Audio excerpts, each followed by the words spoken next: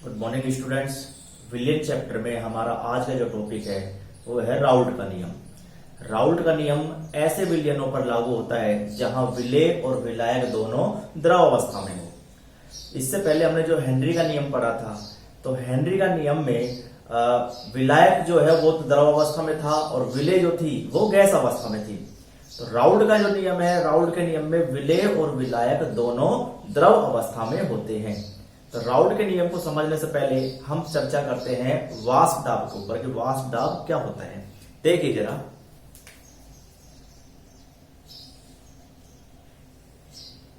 ये कंटेनर है, बंद पात्र, और इस बंद पात्र में मैंने किसी घटक को गर्म किया, किसी भी द्रव को गर्म किया। इसमें ये द्रव है, जब हम इसको गर्म करेंगे तो इसकी क्या बनेगी? गैस बनेगी। गैस बनी, ये गैस कहां चली गई? इस पात्र की दीवारों से टकराई, और टकराने के बाद में ये गैस क्या हुई? ठंडी हुई। ठीक है, तो पहले क्या हुआ? हमने द्रव को गर्म किया तो द्रव की क्या बनी? वाष्प बनी। ये द्रव अवस्था है और द्रव की क्या बन गई? वाष्प बन गई। ये जो क्रिया है ये कहलाती है वाष्पन या वाष्पीकरण। बंद पात्र में हमने द्रव को गर्म किया, किसी भी द्रव को, मैंने माना कि द्रव ए है, द्रव ए।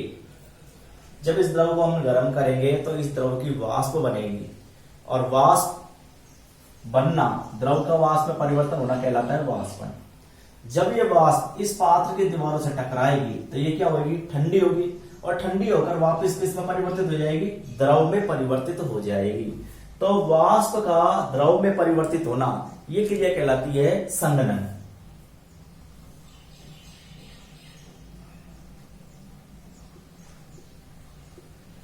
ये क्रिया क्या कहलाई? संघनन कहलाई। अब देखिए, एक अवस्था ऐसी आ जाएगी जब जितना द्रव जो है वो गर्म होकर वाष्प बना रहा है, उतनी ही जो वाष्प है वो ठंडी होकर किस में परिवर्तित हो रही है? द्रव में परिवर्तित हो रही है। मतलब मैं ये कहना चाहता हूं कि वाष्पन प्रक्रिया और संघनन प्रक्रिया जो है वो दोनों एक दूसरे के साम्य अवस्था में स्थापित हो गई। वो दोनों एक दूसरा के साम्य अवस्था में आ जाती हैं। तो ऐसी स्थिति में यहां पर जो वाष्प भरी हुई है, ये जो वाष्प भरी हुई है, ये क्या करेगी? ये इस द्रव की सतह पर एक क्या लगाएगी? दाब लगाएगी।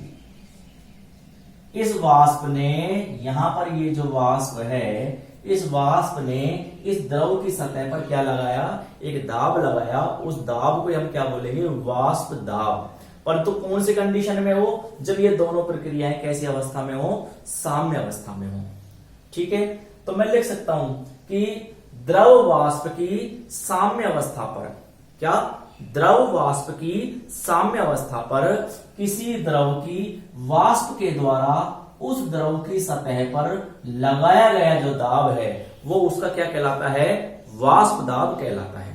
फिर से सुनो, द्रव वाष्प की साम्य अवस्था पर किसी द्रव की वाष्प के द्वारा उस द्रव की सतह पर लगाया गया दाब उसका वाष्प दाब कहलाता है।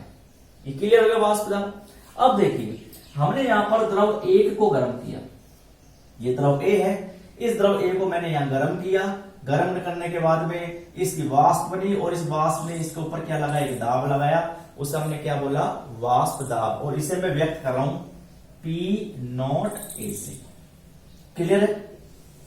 ऐसे मैंने क्या किया, मेरे पास एक दूसरा पात्र है,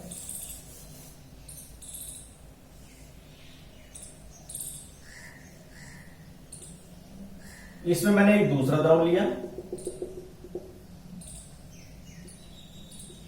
द्रव बी।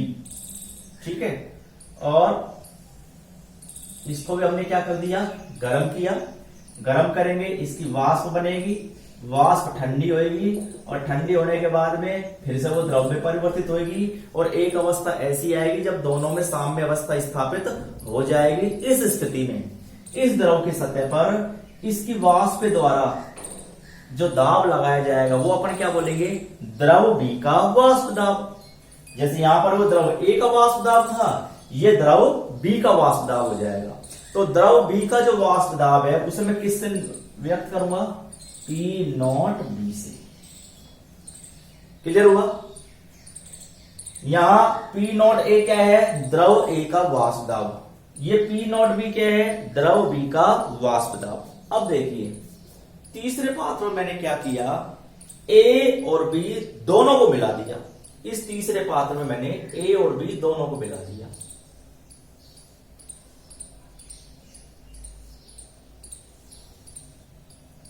यहां कौन कौन है? ए भी है और बी भी है। दोनों द्रवों को मैंने इसमें मिला दिया। मिलाने के बाद में इन दोनों की जब मैं इनको गर्म करूंगा तो दोनों की क्या बनेगी? दोनों की वाष्प बनी। दोनों की वाष्प बनी। तो इस अवस्था में जब दोनों द्रव मिले हुए हैं तो कौन से द्रव की वाष्प ज्यादा बनेगी? सवाल मेरा यह है कि जब हमने भाई द्रव ए को गर्म किया तो केवल ए की वाष्प बनी, तो वाष्प दाब जो आया ए का आया। जब द्रव बी को गर्म किया तो बी की वाष्प बनी, वाष्प दाब जो आया वो केवल और केवल बी का आया। केवल शुद्ध अवस्था में ए होता है तो वाष्प दाब को हमने पी नॉट ए से व्यक्त करा। जब शुद्ध अवस्था में बी होता है तो वाष्प दाब को हमने पी नॉट बी से व्यक्त किया। लेकिन यहां पर ये जो विलयन है, इस विलयन में ए भी उपस्थित है और बी भी उपस्थित है, दोनों उपस्थित हैं। तो यहां पर कौन से द्रव की ज्यादा वाष्प बनेगी? ए की बनेगी या बी की बनेगी? ये किस पर निर्भर करेगा? जिसकी मात्रा ज्यादा है उसकी बनेगी। ठीक है? अगर मैं दोनों के कुछ गुणों को सामान्य रखूं कि दोनों की वाष्पशीलता भी समान है तो उस द्रव की वाष्प ज्यादा बनेगी जिसका मात्रा है वो ज्यादा है, जिसका ज्यादा मोल इसमें घुला हुआ है, या ये मैं कहूं कि जिसका मोल अंश इसमें ज्यादा है।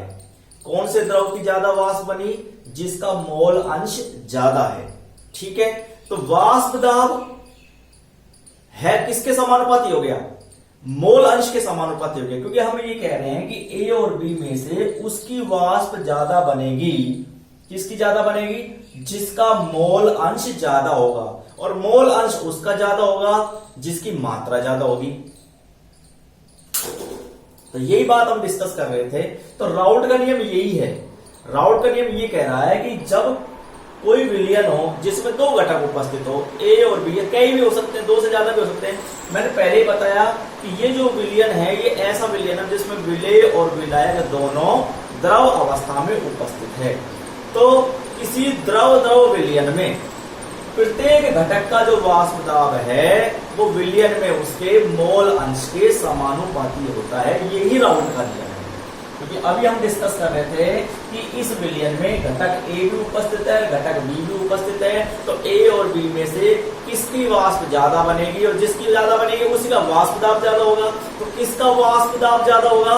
जिसका मोल अंश ज्यादा उपस्थित है इस विलयन में।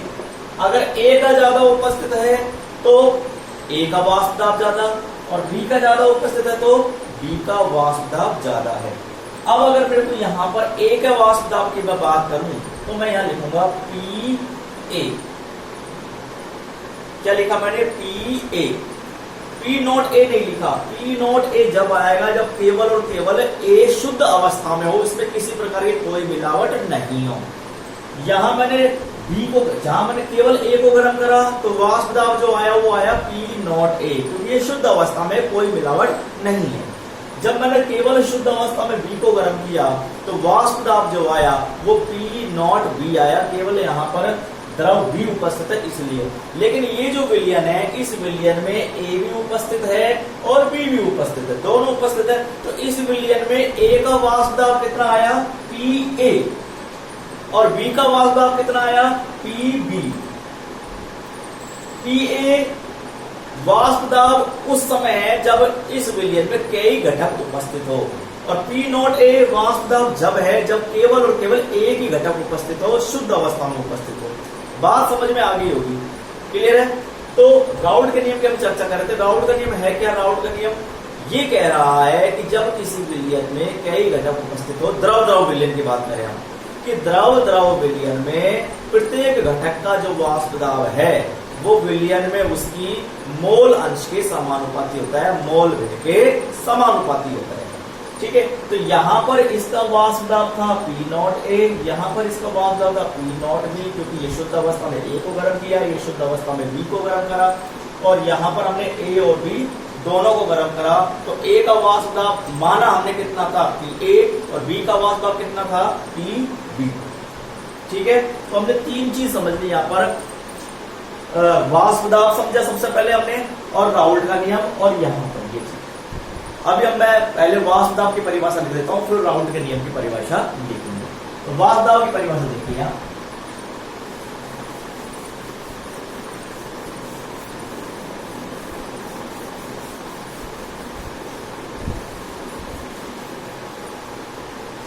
सबसे पहले लिखता हूं मैं वाष्प दाब।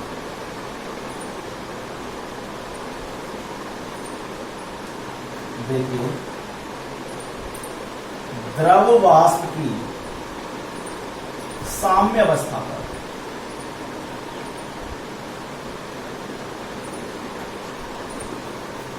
किसी द्रव की वाष्प के द्वारा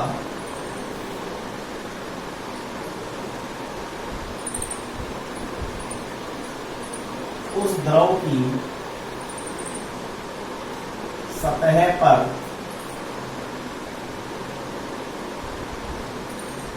लगाया गया दाब क्या कहलाता है?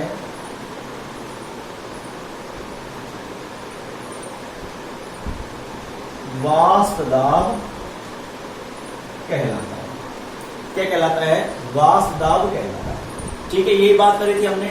अब हम बात करते हैं राउल्ट के नियम की। इसके बाद करते हैं राउल्ट के नियम की। देखिए, ये कंटेनर है, बंद पात्र जिसे मैं कह रहा हूं, और इस बंद पात्र में दो घटक उपस्थित हैं, विलेय और विलायक। मैं कह रहा हूं घटक ए, दो घटक उपस्थित है, घटक ए उपस्थित है और घटक बी उपस्थित है। अब आपने किसको कितना कितना मिलाया? माना घटक ए का जो मोल अंश है या मोल भिन्न है, मोल अंश, घटक ए का मोल अंश कितना है? XA, और घटक बी का मोल अंश कितना है? XB। जो हमने इसमें घटक मिलाए थे, विलेय और विलायक मिलाए थे, जो दो द्रव मिलाए थे, तो हमने माना एक तो द्रव A है और एक द्रव B है।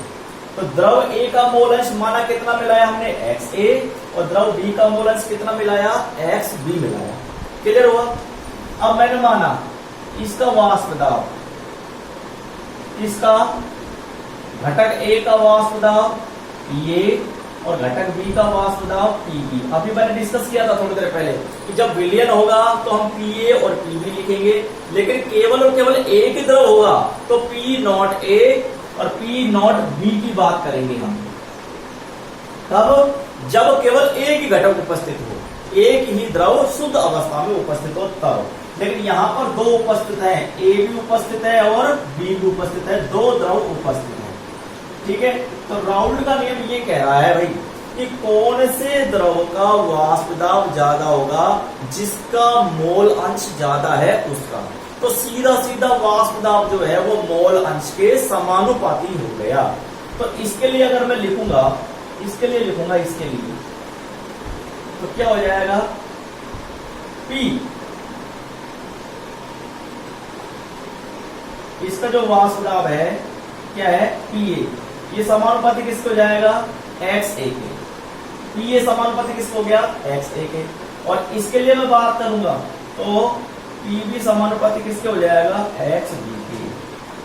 क्या है नियम कि विलयन में किसी घटक का वाष्प दाब उसके मोल अंश के समानुपाती होता है। विलयन में, ये विलयन है, और इस विलयन में किसी घटक का, या मैं घटक A की बात करूं या B की बात करूं, A की बात करूंगा तो A की मोल भिन्न के समानुपाती होगा, और B की बात करूंगा तो B के मोल अंश के समानुपाती होगा। तो A का वाष्प दाब PA है तो PA समानुपाती किसको होगा? XA के, और PB समानुपाती किसको होगा? XB के समानुपाती होगा। ठीक है, समानुपाती का चिन्ह हटता है तो कोई ना कोई स्थिरांक आता है, यहाँ भी एक स्थिरांक आएगा। तो पहले हम इस नियम को लिख लेते हैं। आप एक बार स्क्रीनशॉट लेकर वाष्प दाब की परिभाषा, ताकि आप उतार सकें, फटाफट स्क्रीनशॉट ले लो।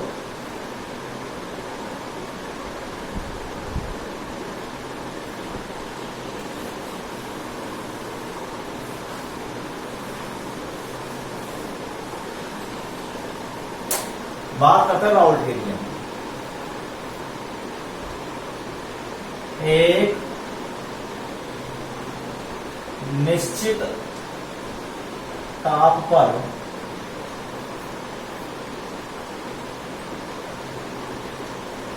द्रव विलयन में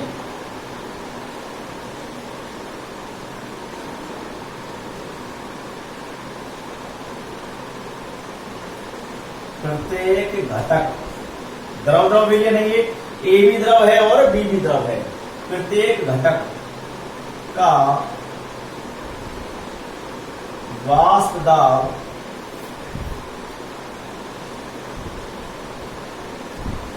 विलयन में उसके मोल अंश के समानुपाती होता है।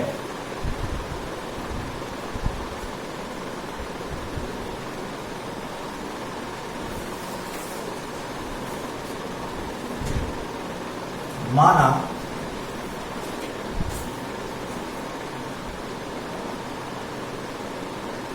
किसी विलयन में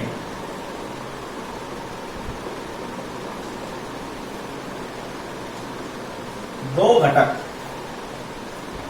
ए व बी उपस्थित हैं,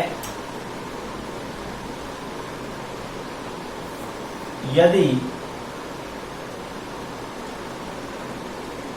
घटक ए का मोल अंश, घटक ए का मोल अंश कितना, XA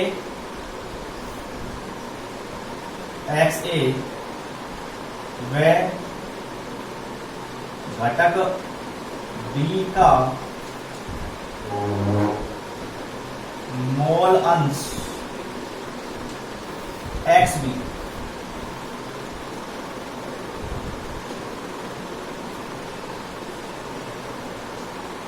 भुला हुआ हो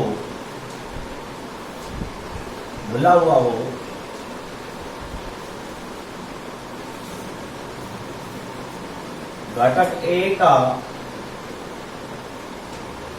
वाष्प दाब PA व घटक बी का वाष्प दाब क्या PB हो तो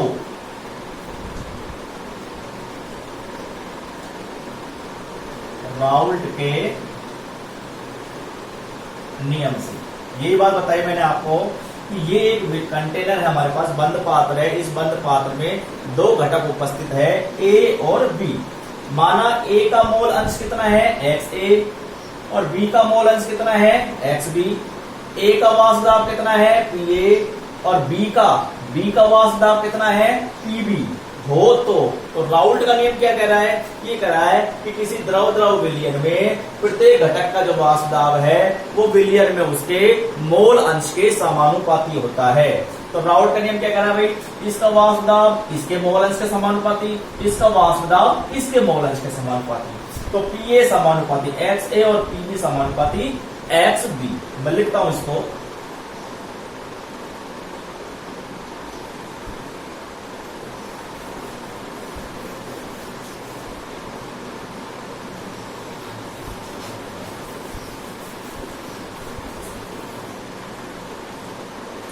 घटक ए का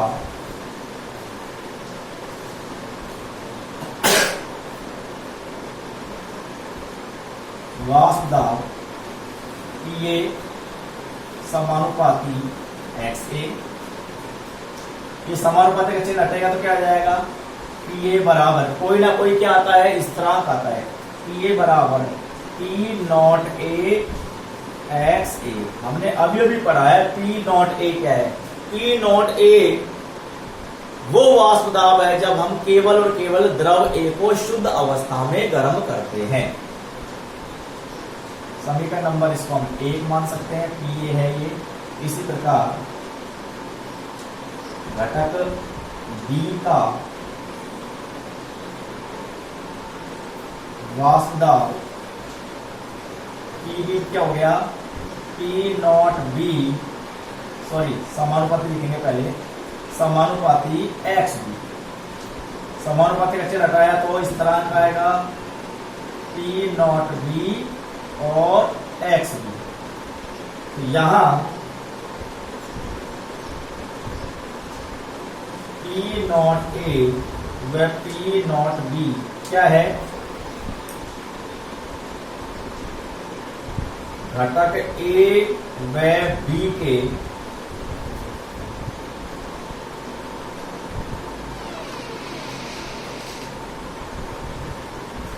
शुद्ध अवस्था में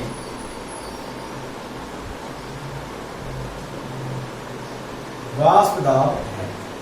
ये समीकरण नंबर कौन सी होगी, अब कुल दाब जो होगा विलयन का वो कितना होगा, P A plus P B. कुल दाब लिखा मैंने,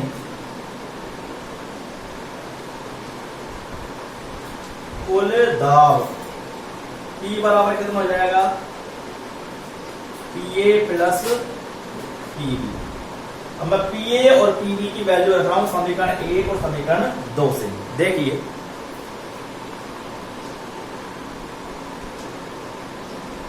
P बराबर पी ए की जगह क्या लिखेंगे, P nought A X A, ये एक्स ए घटक है ना, ये X A, P nought A X A plus P B की वैल्यू कितनी आ गई, P nought B X B, P nought B X B. ठीक है, एक्स ए और एक्स बी क्या है, घटक ए और बी का मोल अंश। और जब हमने मोल अंश या मोल भिन्न पढ़ी थी तो हमने ये बताया था कि किसी विलयन का चाहे कितने भी घटक उपस्थित हो उस विलयन में सबके मोल अंशों का योग या मोल भिन्नों का योग कितना आता है, 1 आता है। तो यहां पर मैं लिख सकता हूं x A plus x B की वैल्यू कितनी आ गई, 1 आ गई। ठीक है, तो एक्स ए बराबर क्या आ गया, 1 माइनस एक्स बी। लिख रहा हूं मैं, वैल्यू इनपुट कर रहा हूं यहाँ, P इक्वल टू हो गया P नॉट ए, कितना लिखूंगा, 1 माइनस एक्स बी प्लस यहां क्या आ गया, P nought B X B, P nought A minus P nought A X B plus में P nought B into x.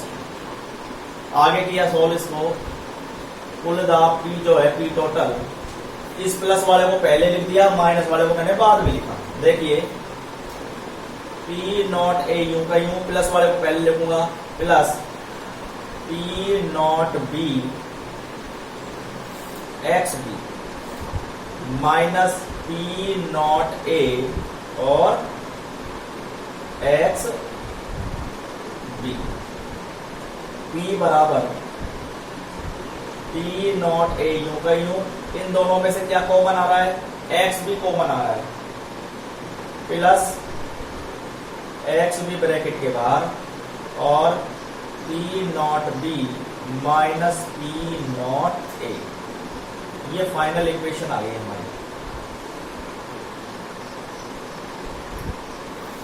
फिर से देखिए, राउल का नियम ये कह रहा है कि जब कोई द्रव विलयन हो तो उस द्रव विलयन में प्रत्येक द्रव का या प्रत्येक घटक का जो वाष्प दाब है वो विलयन में उसके मोल अंश के समानुपाती होता है।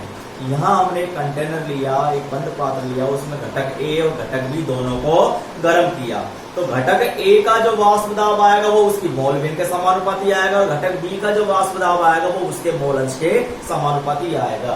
तो इस विलयन में घटक ए का मोल अंश तो है XA और घटक B का जो मोल अंश है वो XB है। तो राउल्ट का नियम ये कह रहा है कि घटक A का जो वाष्प दाब है विलयन में PA वो समानुपाती हो जाएगा XA के, और घटक B का जो वाष्प दाब है वो समानुपाती हो जाएगा XB के।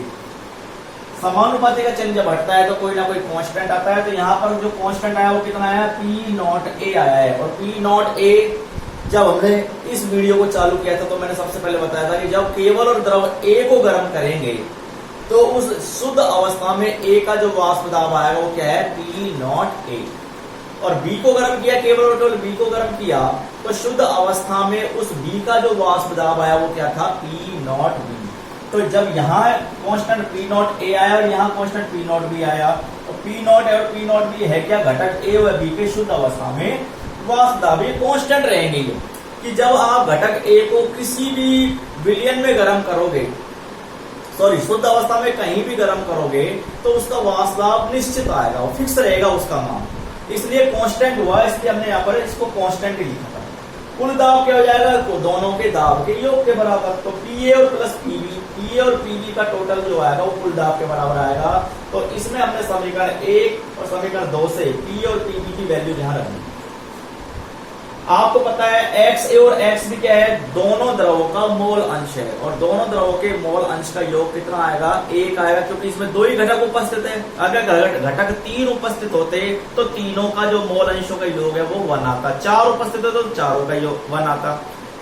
यहाँ पर हमारे पास 2 ही द्रव उपस्थित है, A और B, तो दोनों का जो मोल अंश आएगा वो कितना आएगा, 1 आएगा। यहाँ मैंने इसलिए लिखा XA प्लस XB की वैल्यू कितनी लिखी, 1। XA बराबर हो जाएगा 1 माइनस XB, यहाँ XA की वैल्यू पुट कर दी मैंने, P0A XA की जगह लिखा मैंने 1 माइनस XB, प्लस में क्या आ जाएगा, P0B XB। इस ब्रैकेट को खोला हमने, P0A ऐसा कैसे आ गया, ठीक है।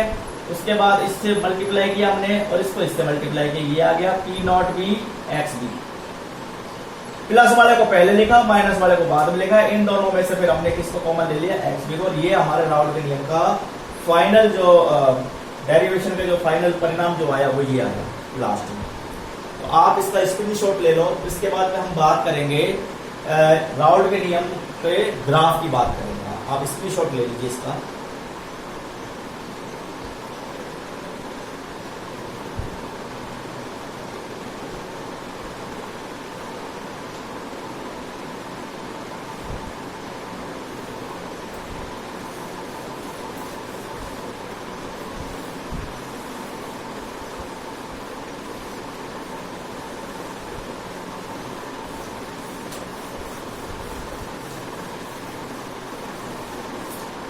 अब हम इसके ग्राफ की बात करेंगे। देखिए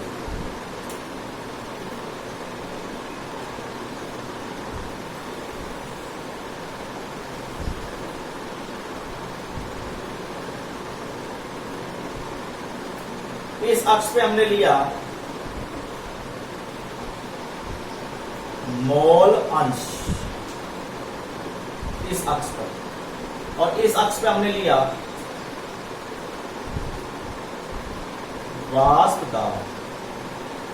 ठीक है, ध्यान से देखना, यहां पर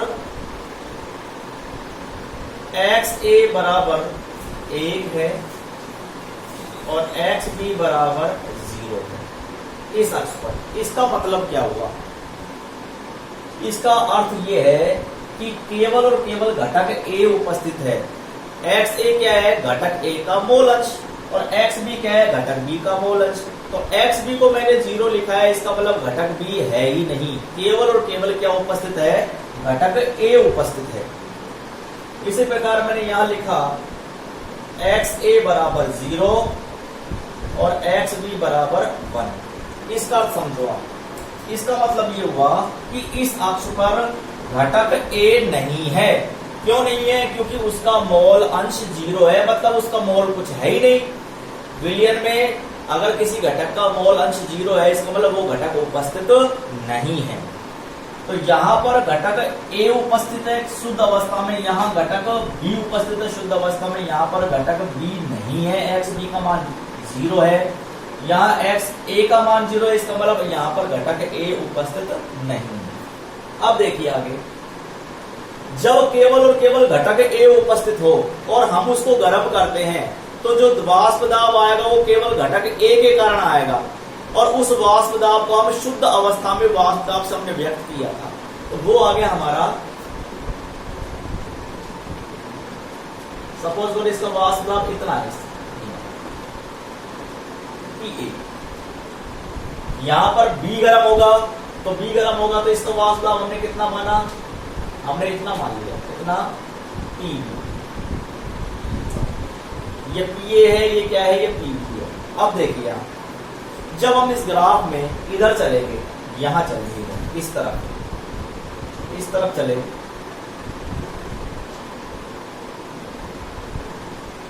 इधर चलने पर किसका मान बढ़ रहा है, इधर चलने पर किसका मान बढ़ रहा है, घटक बी का मान बढ़ रहा है।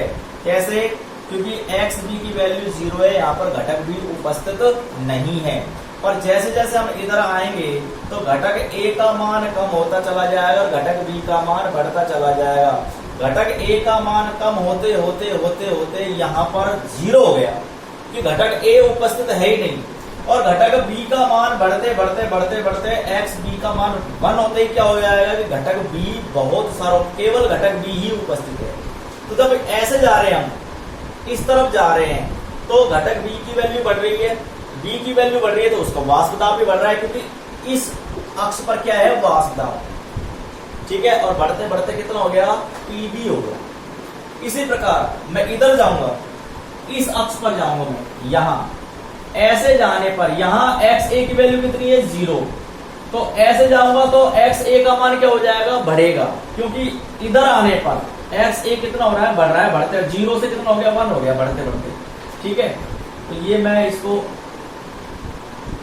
बढ़ता गया बढ़ते बढ़ते बढ़ते बढ़ते कितना हो गया, पी ए हो गया।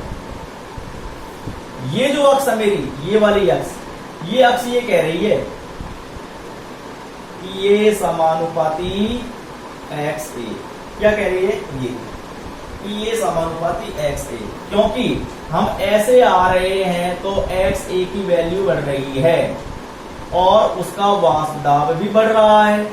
ऊपर जाने पर वाष्प दाब बढ़ता है और इधर आने पर एक्स ए की वैल्यू बढ़ेगी, क्योंकि यहाँ एक्स ए घटक ए 0 है, घटक ए का मोल अंश 0 है, और यहाँ पर घटक ए का मोल अंश 1 है, ठीक है। इसी प्रकार से हम ऐसे जाएंगे तो इधर जाने पर मोल अंश किसका बढ़ रहा है, बी का, और ऊपर जाने पर दाब बढ़ रहा है। तो ये जो अक्ष है हमारी, ये वाली, ये अक्ष क्या कह रही है, पीबी समानुपाती एक्स बी, और टोटल दाब की हम बात करें, टोटल दाब का है ये रहा, तो कुल दाब है पीए और पीबी को मिला देते हैं तो कुल दाब आ जाएगा हमारे पास। तो पीए ये रहा और पीबी ये रहा, इसको मिला दे तो पी टोटल कितना जाएगा, पीए प्लस पीबी के जाएगा। ये राउल्ट के नियम का ग्राफी निरूपण है, ठीक है, इसे आप उतार लीजिए, ये आपके बहुत काम का है, आगे फिर इससे संबंधित ही और ग्राफ भी हम पढ़ेंगे, ठीक है ना।